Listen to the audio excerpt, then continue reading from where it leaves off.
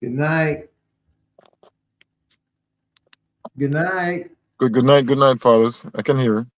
Okay, good night. Good night. Welcome to the Fatherhood Think Tank.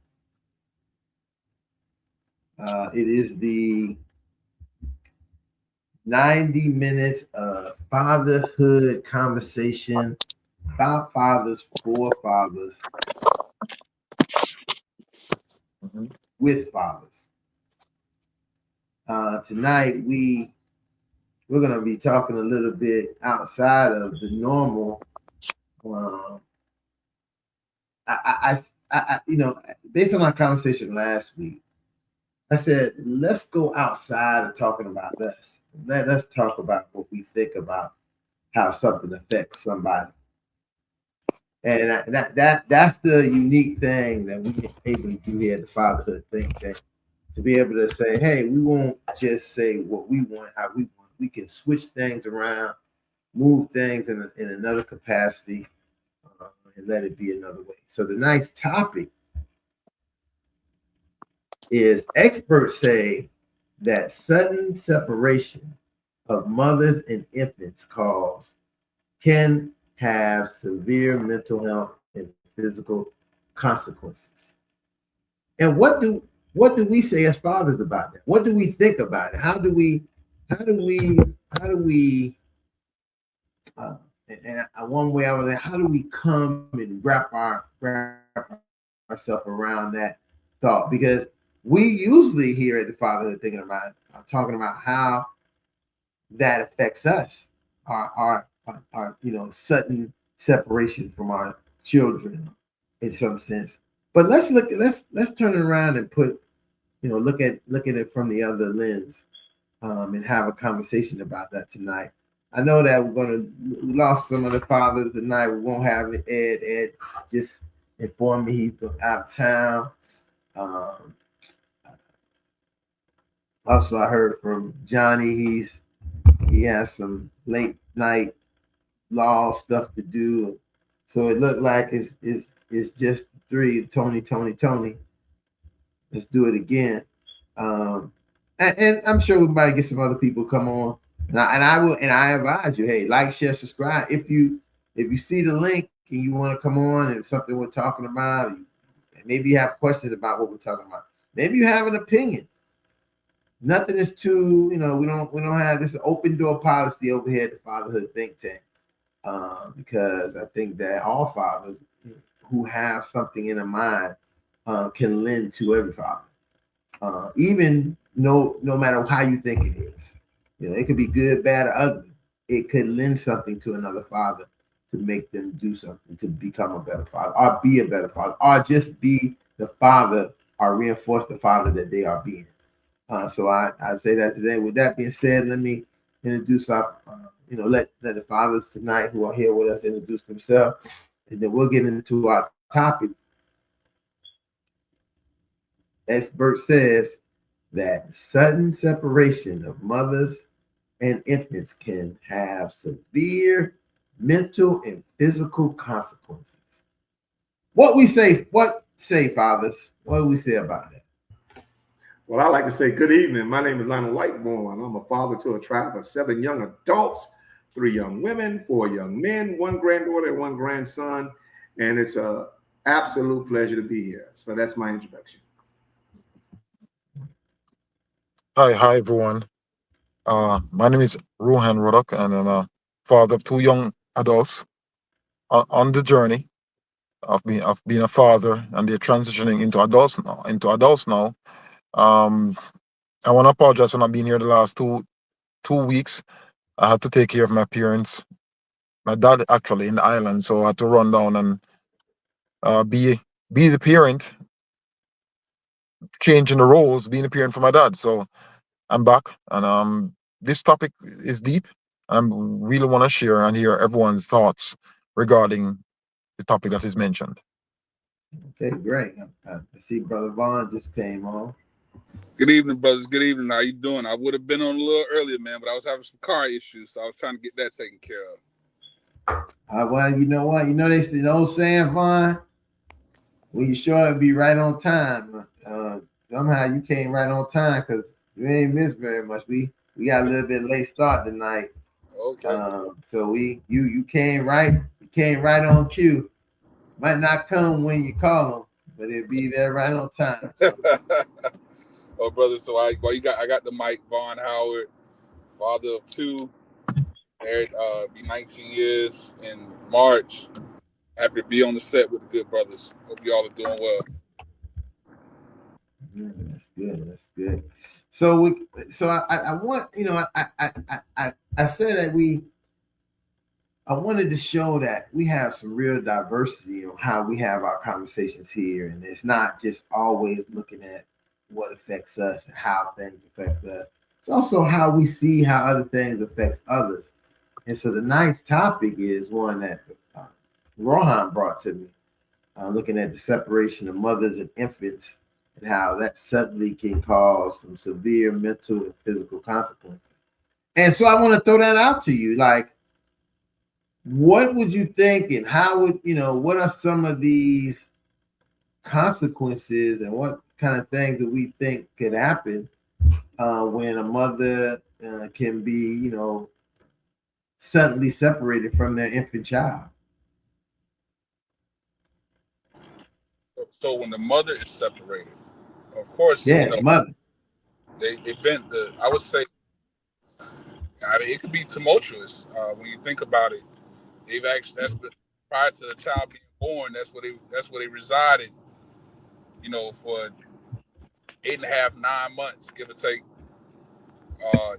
and that connection is there. So I think that's why when children are born, they have such a direct connection with their mothers because of the connectivity that they had while in the womb. So that natural warmth, and I guess you can say that natural feeling that they kind of get, and it's lifelong, life lasting. No matter what a father does, I think we can all attest to this in some aspect, that ain't nothing like a mother's love. You know what I'm saying? And so when they're separated, that could be detrimental for the growth and maturation of a child. Whatever the cause may be. So I think it's kind of impactful, to be honest with you. Mm-hmm. I want to come to Rohan because he's the one who brought this topic, so I'm sure he has some. There's two sides. As I said, there's two sides to every story. So let's do the numbers. We know more moms. There are a lot of single moms in the world, and for many different reasons. And a topic that's a whole different topic. We're talking about. It says we're talking about breastfeeding. Obviously, a mom can breastfeed her child compared to a male, right? We're talking about bonding. The first couple of years with the infant is very important because that's the years when the infant will bond to the adult, to the mother or the father.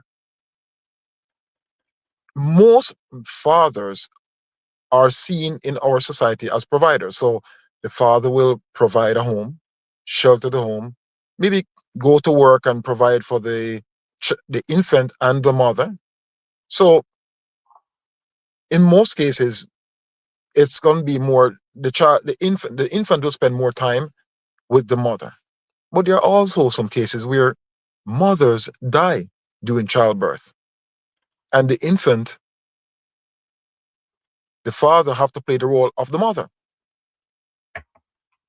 And those instances don't get talked about because maybe it's just not a high number. But these situations happen. So when that comment made about mental and physical, what could I say, challenges for the infant, it can go both ways with both the father and the infant. Because not because the society says one thing means it's correct. There are also other cases where fathers are mothers. And mind you, most people say he's a good dad. He's the father.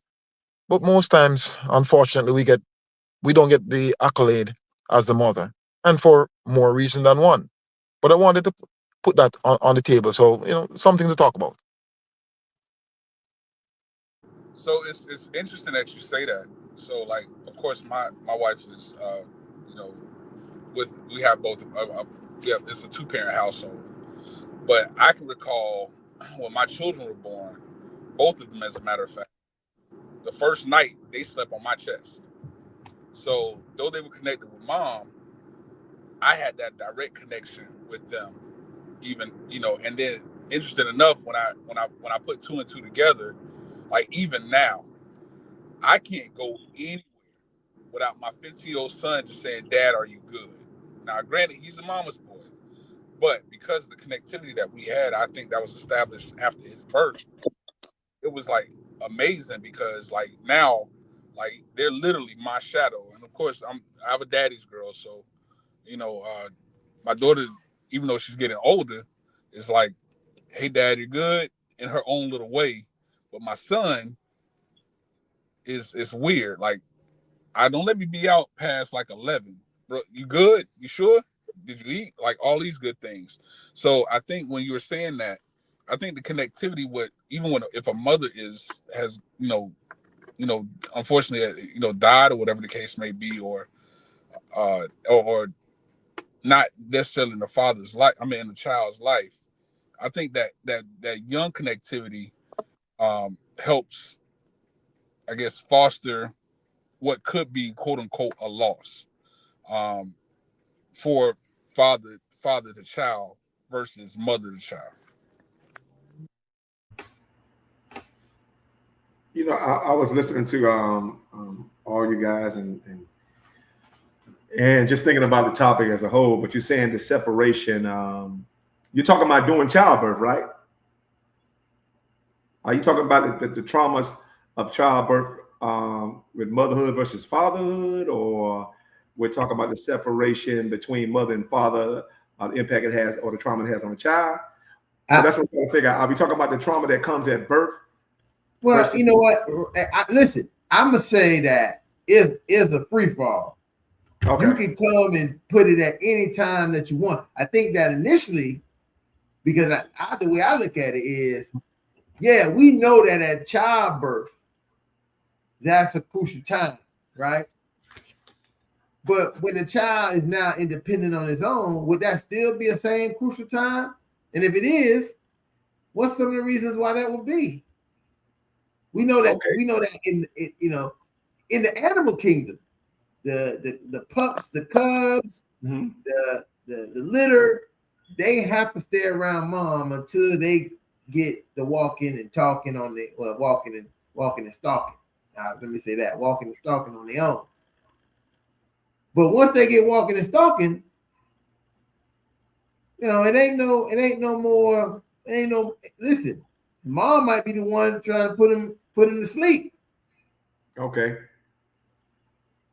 No, I was just trying to get the school of thought, which angle I'm gonna come from.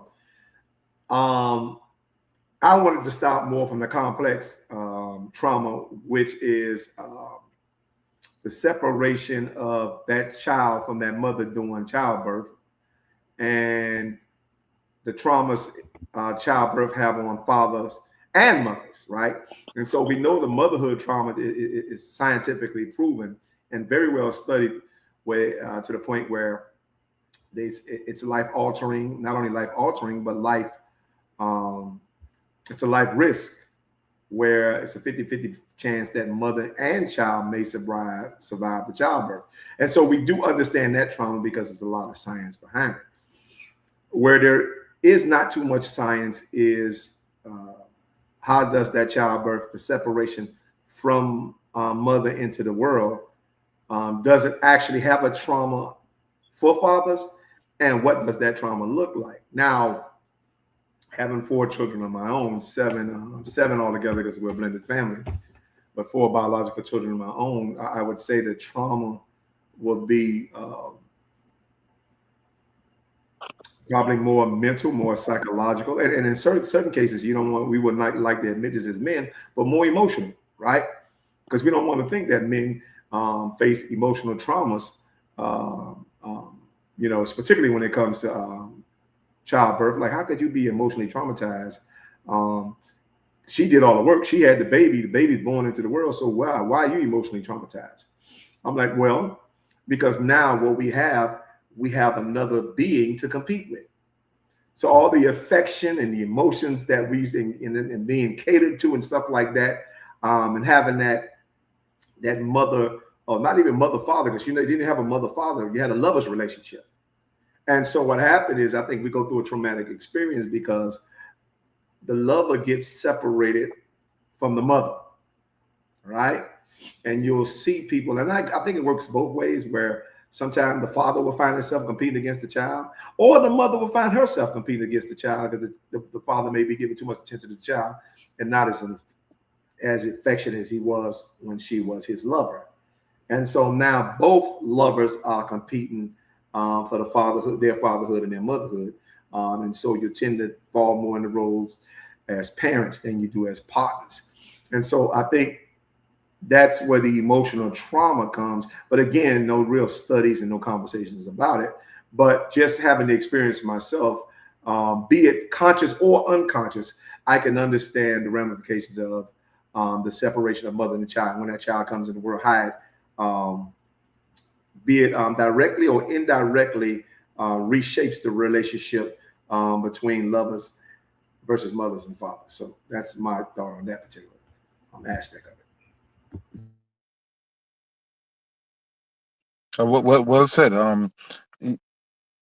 You know, the journey of being a parent is a challenging journey. It can go in so many different ways. And if we look at examples of kids that are in foster care, kids that grew up with uncles, kids that grew up without a father, you're right. There's so many different traumas that affects that child as they go along the journey. And we just have to try and do the right thing. There is no book that tells. We always want to do right, but there's just no book being a parent. You just sometimes you gotta wing it, have the support of your family members or someone who advocates for a family, and try and survive the weather. Sometimes it rains, sometimes it's storm, and sometimes you got hurricane. We just gotta do the best in the situation that is handed to us, and that can be very challenging for a lot of people.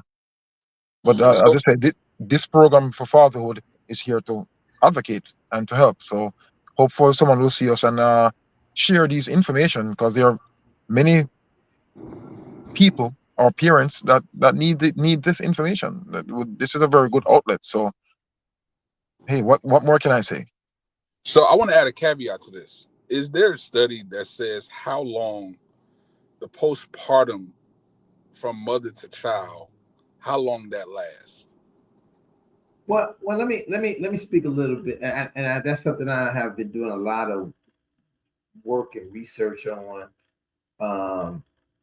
in a part of working with families, and the breakup of couples after the initial after a period of birth to 3 years, right? And I think that in some instances, people have kind of came up with this idea that postpartum is a 6 months to a year type of thing, right? And they kind of look at it in that aspect, right? But what I've really been looking and seeing is that in looking and dealing with people who are showing signs of postpartum well beyond the threshold of what the actual experts have been saying, right? But they're not acknowledging it. It could still be postpartum, right? They're just saying, "Oh, there's something else that came." Like when you're looking at an incident where you're seeing these, and again, let me say something about this postpartum. When we look at what postpartum is, we understand the chemical, the chemical part, the human gene, makeup, all of that. But we haven't really focused so much on the mental that comes with that, right? So they're dealing with that. And then when they come and realize they're back into this reality of a world, now we're looking at more of less a biological postpartum, more of a mental postpartum. You already been dealing with some of the postpartum that you can't control through your body. And then now it's coming up that the body is not, but your mind has, your brain and mind has been conditioned to that, right? So, you know, and now that you begin to see the excitement of the child, like the thrill, like the happiness, becoming the attention going away, you know. And so now some of what could maintain you and make you say, oh, well, this is good, this is great, I'm not really feeling that bad, I'm getting attention and these and that. Yo, after that time frame, nobody care about your baby no more. Nobody coming to celebrate them. Nobody saying, oh, where the baby at? That's over. And then sometimes these moms have to get back to the new reality. The issue that I've been, the one point that through all of this kind of that I've been talking about is the support the fathers have to kind of give the mothers during this crucial time, right? It's not just the biological postpartum, it's also the mental postpartum that goes along with this afterwards, when kind of like, oh, the expert said you should be over postpartum now. And so now I can go back to kind of being whatever way I want to be, not really realizing that it is the time probably to probably even after they say it's done, to even go harder, to be more engaged, to be more supportive, be more flexible with things that are going on with the mom, because now it's no longer a physical body thing, it's a mental thing. And once we get it into the mind, if we're not able to work it out with our partners or with our people, it could go anywhere, brother. I just feel like I've seen so many couples, you looking at saying, hey, how is a kid 5 years old and they having so many problems with each other now? Because it starts to carry over. And it's two mixed messages. One is saying that, hey, I have this thing going on with me. Now listen, this only in the case that people even been diagnosed or not even have postpartum, right? Because if they don't know nothing about any of this just becomes a war between them, feeling like they've been in a relationship, however long they've been in a relationship. Now they're saying we don't even know each other no more. And it kind of go a little bit to Lightborn's point of view. That we were saying about the struggle of the triangle now, that the tension, who's main friend, like losing out. And we look at that as men and say we're losing out, right? And have we ever looked at the mother's point of view, what she feels she's losing out? We sometimes as men will go into protection mode. Who is easier to protect? Our wife, who has her own opinions and mind about things, or our child, who has to depend on us and have no say in what we do? Our partner, I just want to never everybody's wife, but just looking at that idea that's why we see this dynamic happen, because it's easier when the child is the one you control and you don't control your partner. It doesn't work in the same way. And that goes both ways. That doesn't just go for the men, it goes for both the men and the women. But the reality, the children are dependent upon either one of you to do what has to be done. So, you look at these things happen. And that's why, as I would say, people have to spend time getting some kind of counsel. If it's not a professional, at least get family counsel from the family members, from people in your community, people around you, something of that nature. Ron, I'm glad you brought that up, because you mentioned a triangle, and I say this all the time as a divorced male. When you get in a relationship, you're really planning to become one, and there are many people who are in a relationship and they're two. Now, I say two, meaning that there's whether sex or male or female or whatever the case may be, the goal is to work for the child. That should be the goal. But there are many times where that's not the case.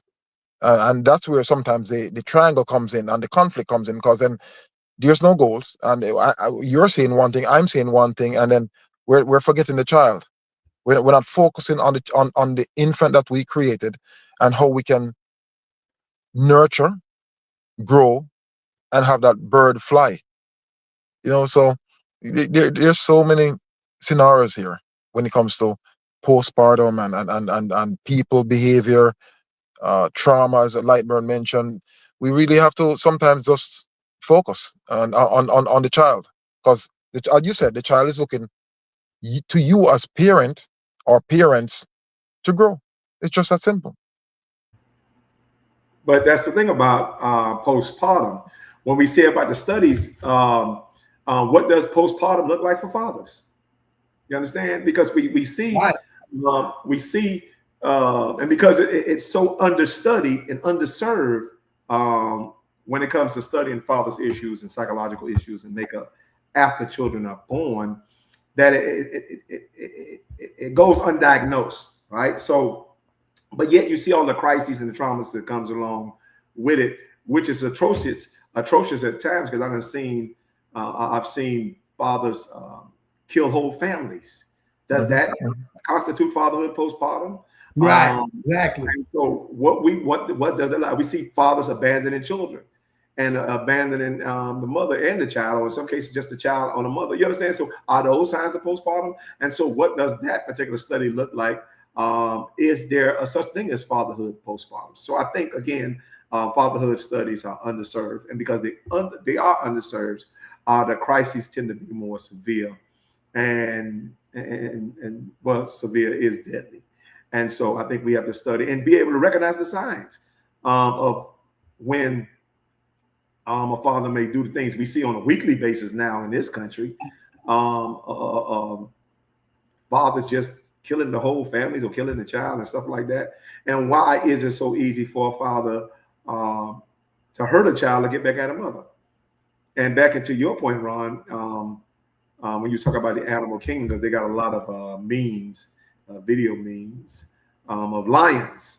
And the lion interaction with the cub is totally different than the mother's interaction. So the lion, there's nothing for the lion to see the cub as his equal and deal with him as if he's not a cub. Right. Versus with the mother, she understands that he is a cub, and so she becomes a protector of the cub. I guess like the lion will be a protector of that particular pride. But again, we're not animals.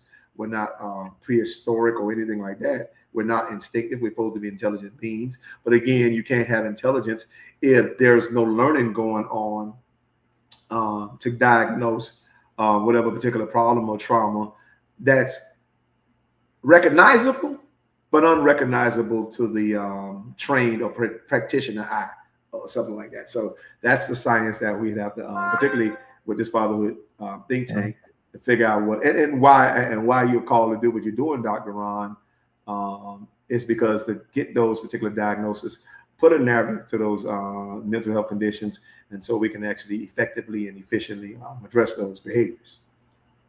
Right. A lot of times, I mean, what I would love to do is try to blow them diagnoses up, because I think they don't take in all consideration of, like I like to say more than anything, the hierarchy of needs that we find. Listen, I had a conversation today with a group of multiple groups of kids today, and I was asking, hey, we're going to have some free therapy. How many people will be interested? A large majority didn't want to raise their hand. They wasn't interested in, like, I don't need that, blah, blah, blah. And one of the teachers, one of the facilitators who was in the room, who had the class, said something, and what she said was so profound. She was like, none of y'all want this because you think that what you're doing is normal. Most of you guys are here surviving, right? And as you're just surviving, you can't even recognize the idea that you need anything to help you, feel comfortable, change, look at yourself. just even say and recognize that you're even in survival mode, right? That you don't recognize that what I faced as a kid in high school, you guys, I don't know if as the stuff you're facing right now, I wouldn't even be able to face it. And it was so profound because I think that this is a big factor when people start coming with diagnosis, this, that, and the other. They're not really putting in context what people are really going through on the grassroots level of life, right? So when you tell me a guy come in who got 300, make $300,000 a year, he come to you as to get psychologically evaluated and this, that, and the other. It's not nothing this man doesn't want in the world. He's dealing with maybe things he don't have in his mind or something he feel like he's missing. But he's not in that type of survival mode. He might be in the survival of where he is, feeling like he's not where he want to be, this and that. But when you get somebody wondering if they want to eat some oodles and noodles tonight, what they gonna wear tomorrow, how they gonna wash the, when you in this true survival, like they living on the edge, and you come with a diagnosis saying this, that, and the other. Man, get that out of here. This bogus. You this bogus because that person is not typical or normal for you in the way that you're about to diagnose them as you're diagnosing like a person. It's not fair. You're not doing fairness. And now they got to deal with that on top of whatever they was originally facing. And I just have to keep my I have to always say, as people who have the only people who have been oppressed for hundreds of years and conditioned into a certain conditioning, you still got to deal with that. Many of our young people, some of our people, even the $300,000 man still got to go to a therapist and deal with that first before he deal with, I think I'm bipolar. Because sometimes I'm like this, sometimes in these kind of things. So we have to be careful. We have to start looking towards within and saying, hey, don't be so easy like we are to take a pill to come up with a diagnosis too for what's going on, because there's a little bit more going on. And sometimes through some conversation, we might be able to resolve or at least expose ourselves to what might be affecting us and then look for other means and other resources to help us get through that. But a lot of times the message be so mixed up and so compounded into so many other things, it's almost you can't, for what you really came in there for, you can't even get it because they got you wrapped up into a whole bunch of other stuff that ain't even part of what's really affecting you. Well, Ron, go ahead. I'm sorry. Go ahead, Ron. I'm glad you brought it up because there are many health play a big role. Your health and wellness play a big role in the infant, the father, and the mother. And there are many cases where you go into a therapist for a assumed anxiety or depression, but most people don't talk about the fire. They talk about the smoke. Because the reality is, we know that there are many cases where folks are financially in deficit, not in surplus, and most time that's not even talked about in a therapist, in certain sessions. They go off the same stuff. I'm worried about this, and I'm worried about they're like the norm that they work off. But sometimes we got to dig deep and see what's really causing that person to be in crisis or in crisis mode daily. And many times those fathers on a whole, we know fathers that have children operate in those modes because they have to provide for their children, whether by in person or child support, and all of these ingredients can lead to really a bad taste. And as you said earlier, I believe when you said, what support does fathers have? What support does fathers have when the hurricane comes and there's no shelter? They're running around finding somewhere to go, and all of a sudden, as Lightman mentioned, we see postpartum with fathers that is underdiagnosed, and we see young children and infants being killed, and mothers, and mothers and in-laws being killed. But who am I? I'm just a Well, small guy. Ron, not just that, but the actual person kills themselves. So Yeah. they're not trying to be diabolical and get away. I know people like to say that, but clearly, because you could kill, we see people all the time kill all kinds of people and go at it like they didn't do anything, keep on living their life. When True. people are doing this and then killing themselves, you have to take a real strong. Don't just brush it off that he tried to get away with it by killing himself. Because there's plenty of jokers. I can name you about 20 who got cases right now in courts all over the country who killed the people, killed the children, killed the husband, killed the wife, killed all the people, and act like, oh, I wasn't even there. Or act like, hey, they tried to kill me. I'm the only person to survive. But Ron, the reality, okay, let's go deep. Ron, we know that there are many people who go into this. I'm not a therapist, but they do what we call, they're going to flight or fight. And after a murder is committed or or someone is hurt, they look at you the next day and says, I don't remember. I don't remember one thing you're talking about. Why am I here? Why am I in jail? So we know that many people go on the bridge, on the fence, and they'll come right back off the fence and say, I don't remember doing that. Even though they're being questioned, the evidence shows, but they'll say, I don't remember doing that. I don't have no recollection of killing anyone. Yeah, So, but when you kill yourself, that's not included in fight, fright, or flight. that is correct. When you kill that fight, flight, or fright is about survival, not killing yourself. None of FFF has anything with saying I'm gonna take my life and kill get out of here. So that's the difference in that scenario. That once you made a decision at this point that I'm going to no longer want to live, there's something mentally that happened to you in this whole process.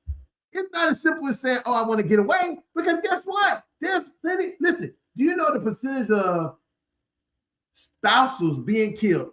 The higher number of ones who kill their spouses and go to jail, who do you think that is? Men or women?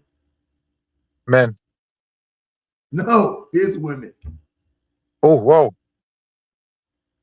Oh, yeah.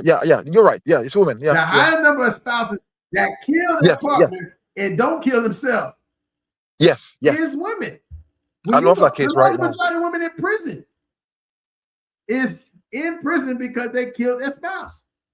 Yes. The men, when the men do it, listen, they usually are caught because they did it. Like, look at this guy, like, some of these guys who was married. Look at these guys. Look at the guy who was out there, killed his wife and his kids because he wanted to have another life. He didn't have no nervous break. He was a manipulator who no longer wanted one thing, and he started to use the fight, flight way. He fight it. He used all of them, and it didn't affect him. I argue still to this day is that, yes, some people would say, oh, they're a coward, they killed themselves, this and that. But it takes a lot mentally to feel like there's no win to no longer want to live. And you know this because when you look at people who fight severe diseases, they fight. When you see the way people fight to stay alive, when they should, when you look at the elderly people who fighting to stay alive, they doing everything they can, even though they should say, I should give up and stop. You have to have something wrong eventually. But Ron, so when someone goes into suicidal mode, that's an emotion, right? It's an emotion. And we know that, as you mentioned with men, when they go into suicidal mode, what's their anchor? What's their anchor? Listen, What's their listen, I don't buy men. Listen, when it comes to this, listen, as a man, your privilege allows you to say, F this woman, F these kids. I'm just gonna go start a whole nother life. I don't even need them. There's something to say that I don't want them to live, I don't want her to live, and I don't want myself to live. Well, to your point, remember what I said earlier, I spoke about emotional traumas. Now I said men traumas are more emotional and women are doing childbirth, our traumas will probably be more emotional. And in any relationships, when you think about it like that, particularly one that we're invested in, right? And so I think, again, a lot of our traumas are emotional, particularly as men. And because there is this, and it's so underdiagnosed or underserved, that when you get to particular extremes, there's no way to really address it other than abandonment. Because one of the advices that, or tools that we're taught to use is when you get angry at your spouse, particularly a woman, walk away. And so if you're conditioned to walk away, then guess what we do? You're conditioning men to abandon women and children because we're conditioned to walk away. That's how we're literally psychologically, mentally, and therapeutically, even doing anger management classes, taught rather, or trained to deal with our anger. Not talk it out. And then when we're supposed to talk it out, we're supposed to talk to a therapist that has nothing to do with your relationship. And so men, what I'm saying is men psychologically and therapeutically are not really trained or conditioned to really address their spouses when they're angry, because the two prevention tools are either walk away or talk to a therapist that has nothing to do with your relationship. You understand? So we're not even trained to engage our own spouses. And by the time we do, and we're not prepared to do it, then something vile happens, like violence and stuff like that, or abandonment. And so our relationships always end up in the three things: abuse, abandonment, or neglect. Because we're not, I would say, historically conditioned to do so, because men don't have a right to feel unless somebody teaching you or telling you how to feel. And so now we get all these, and I'm going to be honest with you, because as a man, I would feel some type of way about it. I think most of the times there's a certain level of demasculinity, per se, when we tell a man you need to go see a therapist. You understand? Because men don't see therapists. You don't refer a man to a therapist. We don't speak that language. You understand? What language we do speak, because for us that's conformity. You understand? And I think most times psychology don't have enough respect for men to really approach them in the first place, right? Because if you had the respect, you would research what men need to see in order to convey who they need to see. And so men, we respond better to saying, okay, coaches and mentor. You think they would give us that privilege to say, you know what? This is a man, so let me speak a language to tell him to go see somebody to talk to that he's familiar with. And so what we'll do, we'll give a man woman advice. Go see a therapist, sit on somebody's couch. I'm like, that's what women do. Men, we're used to coaches and mentor. You understand? We know how to do that. And so if our therapy have to come by way of a coach or a mentor, so be it. But we don't want our treatment to be the same as women treatment. That's what I'm trying to say. And I know a lot of people think that, it's universal. It's not universal.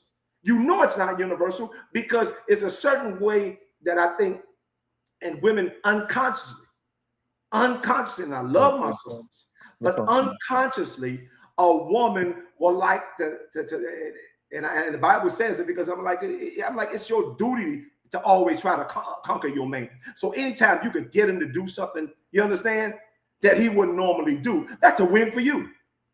Not a win for y'all. Notice I say it's a win for you.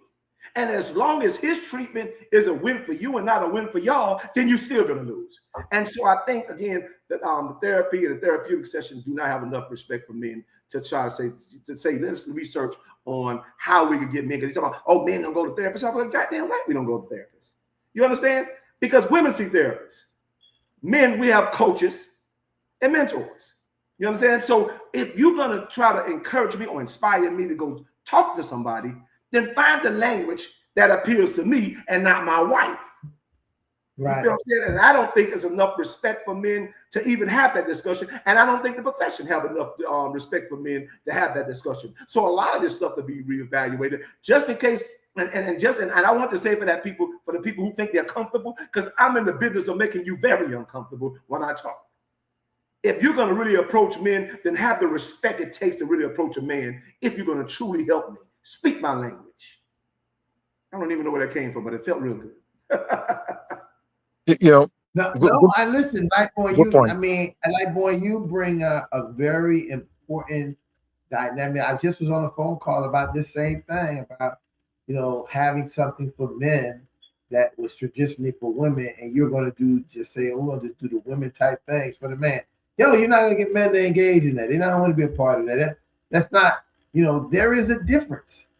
And identify that there's a difference. And when we identify that, we can approach this in another way where we will see something that will resonate with this man and he will operate. Listen, as a therapist, the way I operate with women and children is not the way I operate with men in therapy. But that's me knowing how to code switch with who I need to code switch for and why. I don't stay in the same standard form for everybody, because everybody is individualized. Everybody is different. You know, everybody ain't coming. Listen, half of the time, if a man has been going to therapy, he only going to therapy because he has been most of the time. Let me be very clear. Most of the time he comes to therapy, he's coming to therapy because he has been either forced to come to therapy through a punitive action. Right. So you got to know how to deal and handle that. Now you do get men who listen. He goes. I'm gonna get another aspect of men. It's men who come to therapy to prove that he's right. He gonna bring to prove that he's right. So that's why he want to come to therapy. He know, and it is the only way he's able to prove it, because in front of the therapist, the belief is. But what happens most of the time to him, his attitude and tone sets the therapist. Ron, put yourself on mute. Sets the therapist to eventually almost say, "Oh, I see what you're saying about him. What's wrong?" And that's not what's wrong. But again, we can't, like, remember when we used to go to court with people. We go to court with men, they the one, the victim, they get emotional, they start acting emotional, raising their voice, this and that. Bam. Oh, I see what you, Mr. So-and-so. If you're acting like this in the courtroom, I know that what you can do to this woman and these children. But let's give him a protection order. I don't want you to speak to her. I don't want you to see the children. And the man is like, yo, what? And then what happened then? Then it go to 200. It went from 0 to 100. And when the judge started popping the things on him, now we have 200. And the man looking, and the reason you know this happens, and I've seen it happen, is because he believed he should have been validated. Somebody should have heard what he was saying and how he was saying it. But the system not set up like that. So now you're on the outside. Now you always looking like the bad guy, even when sometimes you're not the bad guy. I remember the time that I can remember being in court one time, and the dad was there to advocate for the child. The mom did what she did. And they turned around like he was the one. He was like, "Sir, I only came to add to show support to my child because my child didn't. I didn't know, and you guys don't want me to get her." And I can understand why they didn't want her to get her, because whatever the mom probably said, or whatever they thought, that the dad, this, and again, it should be better in foster care because the dad might let the mom see her or something like that. You know, because dad can't take care, so we gotta do what we gotta do. So Yeah, but I think a rough. lot of times It's rough out here. Yeah, we have to respect body language, right? We always talking about, yo, look, I just studied body language. I'm like, well, okay, so why is a man body language not respected when he go to court? The fact that he's there should be respected by within itself. Anybody that's irresponsible wouldn't be there, right? But he's here, and so I think oftentimes we don't even respect the presence of a man in a child's life, or the presence of a man in a woman's life, because that man showing up to court saying, you know what, Your Honor, I want to work out whatever the situation is between my the mother of my child for the best, for the sake of my child, right? You're not even giving that. The language don't even, you don't even get that narrative. You understand? You get the narrative because on the paperwork, it may say the state of Florida versus Lionel Lightborn. So automatically, you're defending that. And you ain't even commit a crime or something to that. So you're automatically deemed a defendant or a criminal, or put at a criminal status, just on the fact that you were drove into court for something that's either unsubstantiated, or the fact that I still have the right to be innocent until proven guilty. You wouldn't even get that, and even in the child support or family court. That's unfortunate. But I think a lot of time the narrative is always biased. I think the narrative is often skewed. I think that because of that, men have to create, like I had to do it recently, where we had to create an alternative justice system. You understand, to talk other men off of ledges. That the court, I said, you didn't, I'm like, the courts, I'm like, sweetheart, you didn't have a clue what ledge I had to talk this man off. You understand? But when I'm like, from a man to another man, I'm like, I love this man. So I loved him enough to empathize and remember the anger. Even if I didn't act on the anger, I still remember the anger. And I think for every man on here and every man listening, I need you to remember that anger when you see men in certain situations. Because even if you didn't act on the anger, you understand, you still had the anger at your feet. Slow down. Right? You should have had the anger at your feet. So yes, people think, oh, hurting her was not a thought. I'm like, no, hurting her was a thought. You understand? And I think oftentimes that silence and not having that upfront or that courageous conversation to say, hey, man, let me ask you a question. Did you think about hurting her, man? And you'd be surprised how guys open up and say, yeah, I did. And that's where you start to talk them off the ledge. But oftentimes, and I had 2 friends in prison right now because I just didn't know. Had I known they was thinking about hurting those people, the girls, one was his wife, the other one was his kid's mother. Had I known, or they would have reached out or made it known, then I would have did my best, or anybody, I think any man would have did the best to talk them off those ledges. As a result, you have 2 women that's dead. You understand? But again, and then again, back then I wasn't equipped to talk off the ledge because I was just in my early to mid 20s when all of these atrocities happened. And you're talking about guys that didn't have no criminal records until they killed their significant other.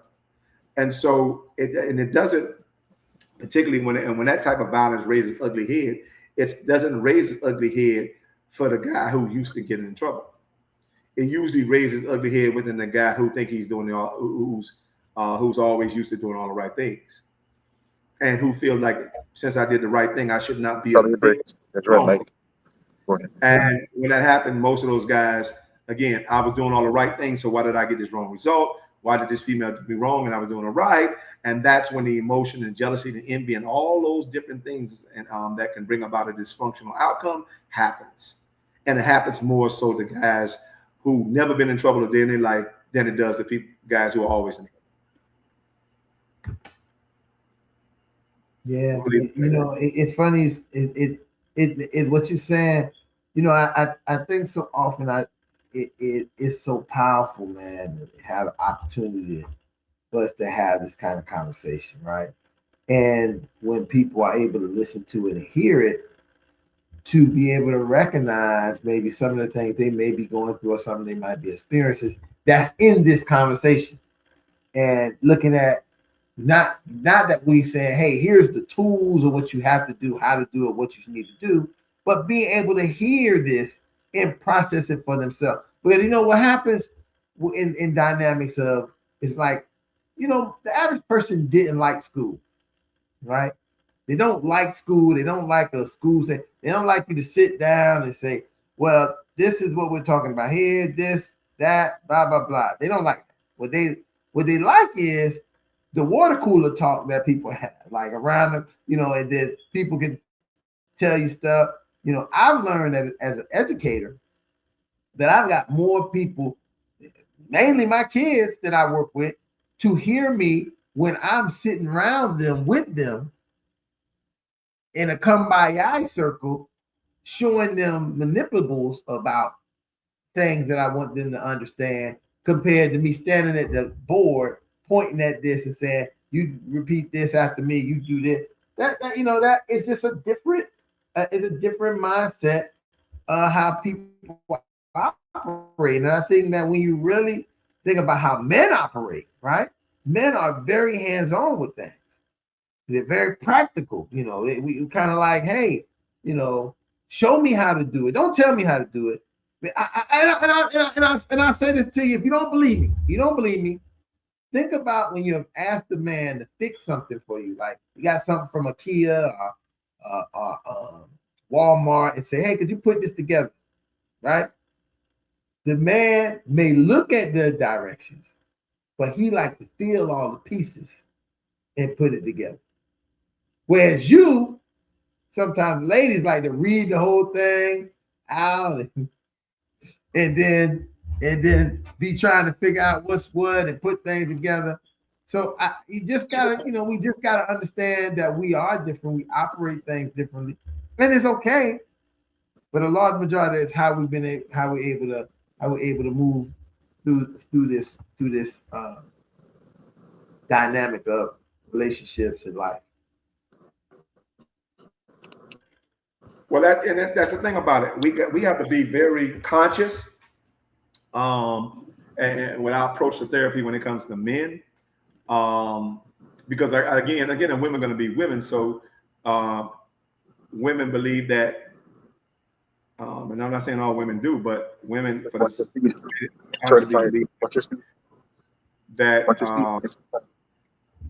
therapy is designed.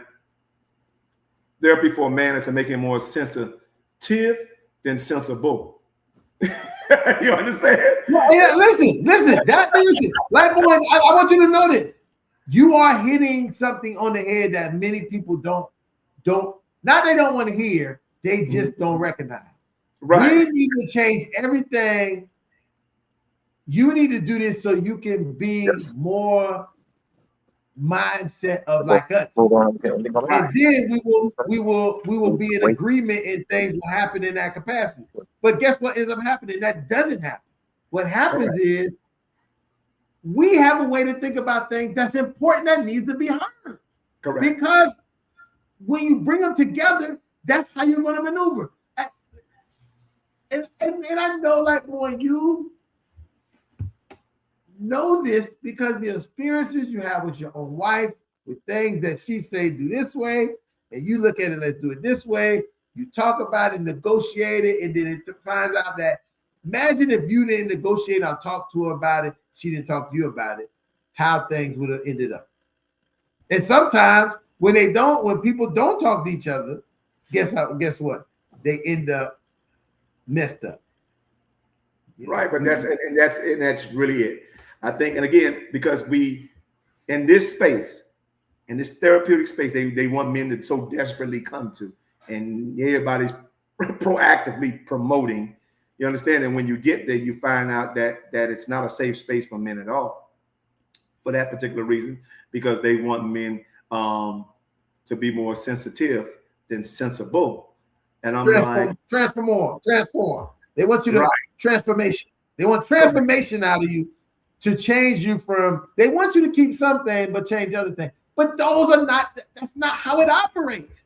Correct. Because I'm about to go on. Listen, I know I'm about to take y'all on a completely different ride that y'all probably even were prepared for today, right now. And the conversation that have nothing to do with this, but it will pinpoint what I was saying directly to you. You know, right now there's this big thing about trans women and men and men who want trans women and why they get along with trans women and more opt to be with a trans woman than wanting to be with biological natural women, right? And as I'm listening to these debates and this understanding goes into this argument that we're talking about. Yes, guess why? Because a trans woman initially from intersection has the same similarities that me and like one would have to hang out with each other. That me and Rohan, some of the key things that make us want to hang out and be with each other and men and this and that are some of the same things that become a part of their relationships, right? But the man is changed his body to a woman body.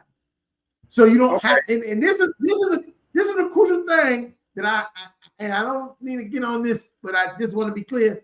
This is why you see the difficulty in relationships, of men and women relationships, because we are different beings. And it's called work to have to navigate into that relationship. Listen, if it was easy, you shouldn't do it. If it doesn't take work, it ain't gonna be successful. It's just easy. Listen, you can just I agree. Work, very important. Kick back and man, listen, we agree on everything. We see everything the same way. Because guess what? If you really want a woman like that, you can find them. Because some women just been raised like that, right? But she's still gonna be a woman at the end of the day who has those key little things that we don't have as men. And guess what? The things that they want us to have as men that we don't have. Well, you know what? And I think that was when you brought that up, I like, let's speak from it. I think it'll make a very good show topic too when you're talking about trans women versus women, or trans women versus biological women, and why they think that trans women have better relationships with men than real women. I'm like, well, I'm just going to be blunt. Let me bring in another narrative, and let me bring in a very practical narrative. I'm like, well, let's see it like this. I'm like, we have a trans woman and a man will get along better because we have the same promiscuous nature. And so promiscuity is nothing for us as men. And guess what? Promiscuity will be nothing for you as a trans woman. You know why? Because it's still your biological makeup. So right. Experiment. You understand? Men value men. Listen, being an experiment for men is nothing as serious like the same with being women. Women want the experience, but men can commit to being the experiment for the rest of our life because that's our biological and sexual makeup. But for women, no, you can't, because they need the experience. And so when it comes to men who are saying, you know what, we have to almost literally recondition ourselves to actually be the experience that a woman needs versus being the experiment we would choose to be. I'm like, if you had me, I could have probably been promiscuous for the rest of my life. If you asked me, I'm talking about biologically, I could have. Commitment for me, you understand, you take Christ out of the equation, and if you just go on my biological makeup, then I could have spent the rest of my life being some woman's experiment. And a lot of women experiment because, again, it comes with the addiction, anything euphoric. And that's why I think most of the time we become addicted because of the sexual experience and the orgasm, which is euphoric. It's the closest you're going to get to being addicted. It's the first addiction you're ever going to get, right? And so that talk like men prefer trans women over real women, I'm like, that's a fallacy. That's not actually true. And the only reason we would is because there will be no commitment with a trans woman. You can experiment with as many of them as you want. You understand? Because again, our makeup is actually the same, and they're not going to be looking for no wedding and stuff like that. They just looking for the companionship for temporary, like we are. You know, it's a hard thing to say, but I am thinking as a man right now because I understand the makeup of a man. And even if you are a man transitioning into a woman, it still doesn't change your biological makeup. And so again, experience versus our experiment. I think men were more likely to experiment relationship than women are. Women looks to, and not only that, women are historically and globally conditioned to want to experience relationship versus experiment. Men are globally and historically conditioned to experiment with relationship versus experiencing it. And it doesn't matter whether you transition or not, it still doesn't take away from the history of your global makeup and your biological. Not in the life born. It's funny you say that because not even in reference just to experience a relationship, experience in life. That's why men creating, go out and explore and do all of these things and could do it for. This is why your dad could be a Rolling Stone his whole life, right? Because he has no conscience of it. Where a woman would maybe feel like, oh no, I got to settle down. I can't keep doing this, and I can't be, because it's in the nature of the being. And I know people will try to take this and run it out of context. So let me just be very clear. We're just using this in reference to looking at what we're saying. This ain't no hit piece or anybody. Don't watch that you watch how you human behavior shows us very often how things operate. And when we are able to look at the human behavior, men and women's human behavior, it explains a lot of other factors that we deal with on a day-to-day basis, especially when it comes to when we bring children into the mix. So I would agree. I didn't think we can go this far and this long with this, but we almost at a we had an hour. We started we started at 7:20. So we're at 8:30, so that's good. We're pretty good. Hey, Rohan, I can see your whole ear. Want me to clean it for you? we look like we need to put the bag in there and get that earwax out. I'm sorry. I apologize. Hey, if somebody go view this on YouTube, they're gonna be like, are these guys ear doctors, ear nose? They looking in the tube. My daughter is My daughter is driving, so I'm trying to hear you guys. I have you on speakerphone, but she's driving while I'm on the program, and I'm listening to you guys, but I have it close to my ear. I apologize, so everyone, but I'm listening. I'm here. No, that's not a problem at all, Roman. We're just messing with you. But let me digress, detour for a minute. Oh yeah, hey Rohan, you got to listen to this, man. Yeah, I want to send a special God bless congratulations out to Ron, because Ron just got engaged this Valentine's Day weekend. What? Engaged? He got engaged, so I want to make sure Ron send this right. Dr. Ron, congratulations, man. I did see it. I told my wife I was going to stop. Of course, absolutely. So he got engaged, man. I'm extremely. Me and my wife were talking about it the whole. I was like, "Yeah, baby, look at this." Go, Ron. I read the whole thing to her too, and I showed her the pictures and everything. I said, "Look at Ron." I said, "Look at Ron." I said, "I can't wait to get on here and tell him congratulations and just really tell him how proud I am of him." And man, we look forward to being with you guys every step of the way. Yeah. Listen, man,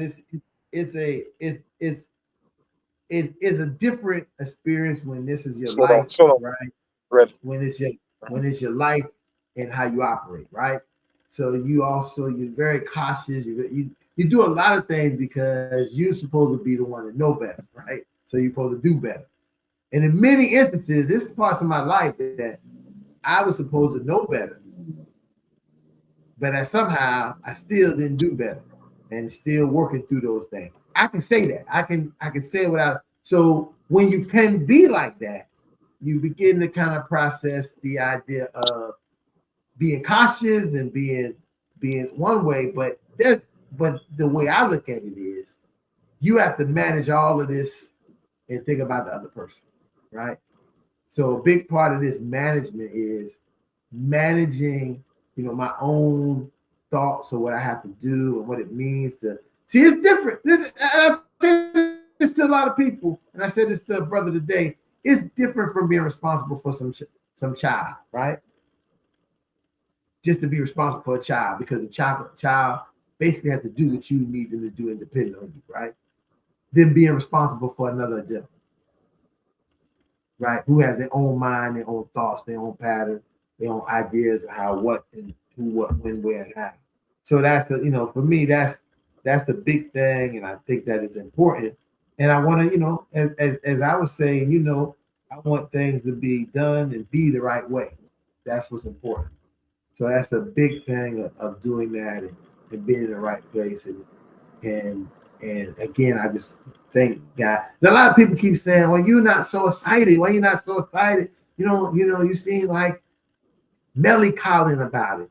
And I'll share this, and I say, I think you need to be melancholy about it because it's a lot of responsibility for a person who only thought about taking care of themselves and and and and having to be a part-time take care of somebody else to go in and have to be a full-time take care of somebody.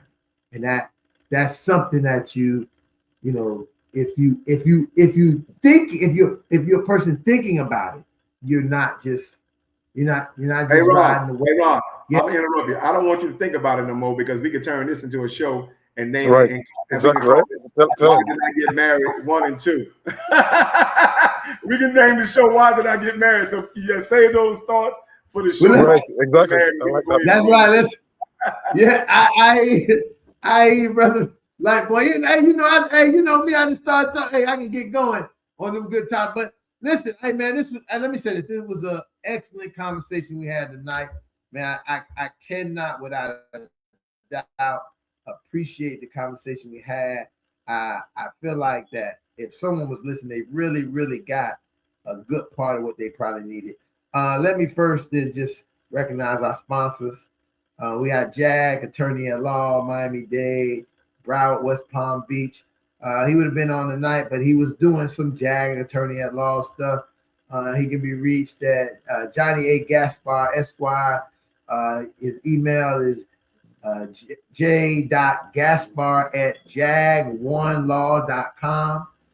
Phone number 305-827-8087. And if you need to go to his website, it is www.jag1law.com. Want to thank our key sponsor, the Fort Lauderdale Bros, that stated Chi chapter of Omega Psi Phi.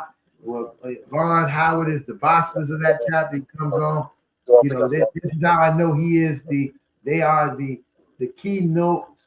They are the key sponsors of this of this in many instances because they show up. They show up for it.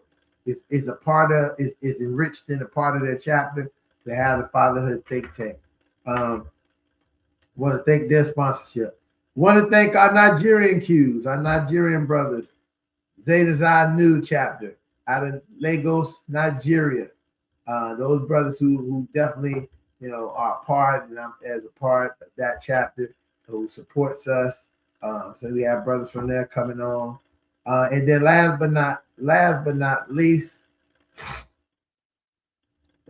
in the Philly Qs, Omega Lambda in Philadelphia, Pennsylvania, another chapter supporting the Fatherhood Think Tank. We're looking at, I think we're going to soon be getting some other sponsors or some other things coming up. So just remember, the Fatherhood Think Tank established in 2020. I mean, 2020, not 1920. Established in 2020, where we put the boot to ground on, fatherhood things. And with that being said, I asked these two gentlemen who ride or die buddies of mine, fathers to the end, and to repeat after me. I am a man of honor. I am a man of honor. I am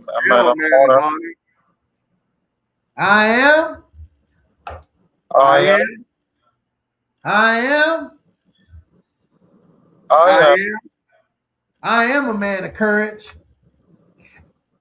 I am a a man of man of courage. respect. I said that I am I am I am. a man of respect. I am a man of respect. I am a man of courage. I said that I am I am. I am. I am I am. I am. I am. I am. I am. I am. I am. I am. I am. I am. I am. I am. I am. I am. I am. I am. I am. I am a man of respect. I am a man of Man, respect. respect. So, brothers, I say that I am.